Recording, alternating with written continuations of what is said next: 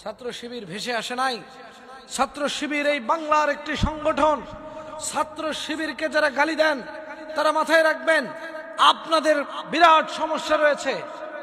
এই বাংলার জমিনে কোরআনের রাজনীতি যারা করতে আসবে তাদের বিপক্ষে কথা বলছেন, মানে আপনি কোরআনের বিপক্ষে কথা বলছেন, আপনি নবীর বিপক্ষে কথা বলছেন, আপনি সরাসরি আল্লাহর বিপক্ষে কথা বলছেন। আল্লাহর বিপক্ষে কথা বলা মানেই আপনি জাহান্নামী। এটা আপনি মানেন আর না মানেন। আবার দেখলাম কত নেতারা মাঝে মাঝে ফতুয়া দেয়, দেখবেন ওরে বাপ রে বাপ, আমরা ইসলামিক পন্থাগুলোকে মানি না।